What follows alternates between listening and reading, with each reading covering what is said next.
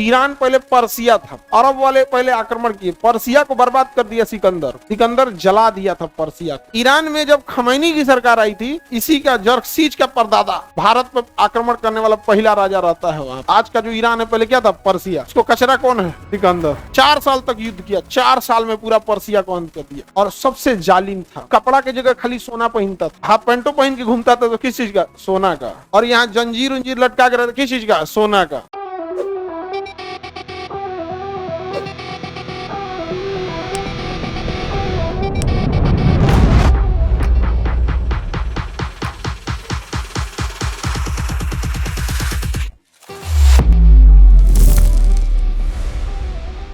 उर्दू गलती से पैदा हो गया ना, उर्दू का कोई जनक उनक नहीं था। तो हुआ क्या कि ईरान पहले पर्सिया था, तो अरब वाले पहले आक्रमण किए, पर्सिया को बर्बाद कर दिया सिकंदर, सिकंदर जला दिया था पर्सिया। बहुत खतरनाक था सिकंदर, आग लगा दिया था। दारू पिया था और उसकी एगो बहुत प्रेमिका थी, उसको चढ़ा दी, तो दारू पी के आदेश दे दिया जला दो पर्सिया। उसका एक रीजन भी था, सिकंदर जब पैदा नहीं हुआ था तो सिकंदर के पैदा होने के 200 साल पहले, 150 साल पहले ईरान यानी पर्सिया का एक राजा था, जर्कसीज नाम था उसका। जर्कसीज सबसे बड़ा अय्यास और सबसे जालिम था। वो कपड़ा की जगह खाली सोना पहनता था, हाफ पैंटो पहन के घूमता था, तो किस चीज का, सोना का।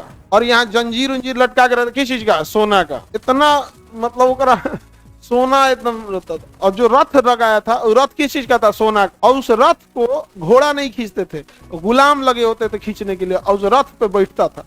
और रथ उसका था 40 सीढ़ी चढ़कर, रथ पे जब चढ़ता था 40 सीढ़ी चढ़ के। जर्कसीज दुनिया का सबसे बड़ा अय्यास और पैसा फूंकने वाला जर्कसीज। जर्कसीज गया तो सिकंदर के मोहल्ला पे हमला कर दिया। और जर्कसीज, सिकंदर पैदा नहीं हुआ, 150 साल पहले की बात है।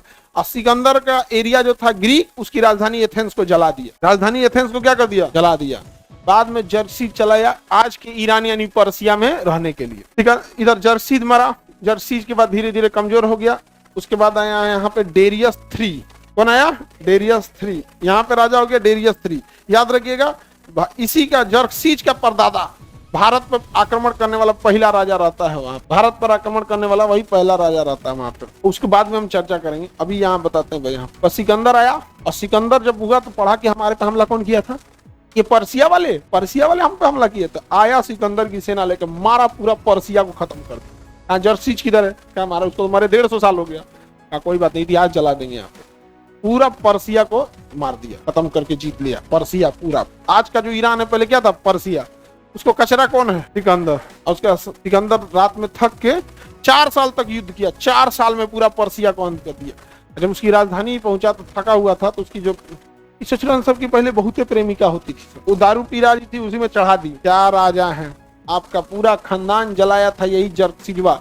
150 साल पहले हुआ तो क्या हुआ, अभी आदेश दे दीजिए। बस ये उठा तो दारू पिया था, जला दो, तो जला दिया तो पूरा का पूरा जला दिया। अब उसका पर्सिया खत्म। फिर अरब आए, सब अरब कब्जा किया। सब अरब वाला सोचा सब हम इसको अपनी भाषा सिखाएंगे, अरबी सिखाएंगे हम पर्सियों को, अभी भी कम टू दुबई। लेकिन पर्सिया वाले इतने पढ़े लिखे थे सब, कि उन सबको अरबी छोड़ा के ओकनियों को पारसी सिखा दिया सब। मुसलमानों को अरबी से छोड़ा के फारसी सिखा दिया सब। क्या सिखा दिया सब, फारसी। नया भाषा, अपन भाषा सिखा दिया सब, फारसी।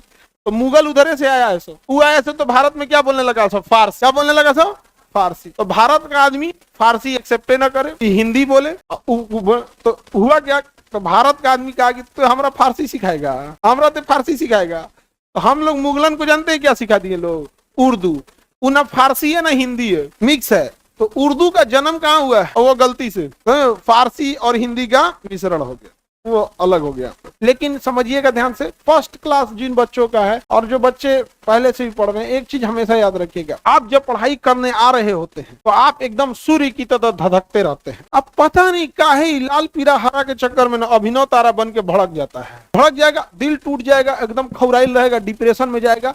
कोई उससे कुछ बोलेगा तो ब्लैक होल की तरह बिहेव करने लगता है। किसकी तरह बिहेव करना है, इस सब चक्कर में नहीं पड़ना। लेकिन हमारे समझाने से कोई फर्क नहीं पड़ता है। अरे बाबू, कोनो फर्क नहीं पड़ेगा इस सब को। लड़की सब समझदार होती है, इस सब में लड़की समझदार हो गई। सब लड़कवा नहीं मानता है, कितनो समझाएंगे आने जाएगा, बिकना पहाड़ी पे कोनो कर दी तो ले खत्म, तबाह। लड़कियां मान जाती है, सब लड़कियां सब समझदार होगी। सब देखेगा मुझे हमसे कहीं अपना दिन गिर गया, जिंदगी भर बेरोजगार रहेंगे, भाई भाग यहाँ से, नहीं समझ आ गया। इस सब चक्कर में नहीं, और लड़की लोग याद रखो, सच में जितना ईमानदारी से ये मेहनत कर रही है सब, वो दिन दूर नहीं कि अगर तुम लोग ऐसे ही घमंड में लापरवाही करते रह गए ना, और लड़कियों को जो देखो, लड़कियों के ऊपर मोटिवेशन क्यों, उनके आगे करो या मरो वाला स्थिति है, नहीं पढ़ेगी जीवन का पूरा सपना टूट के बिखर जाएगा।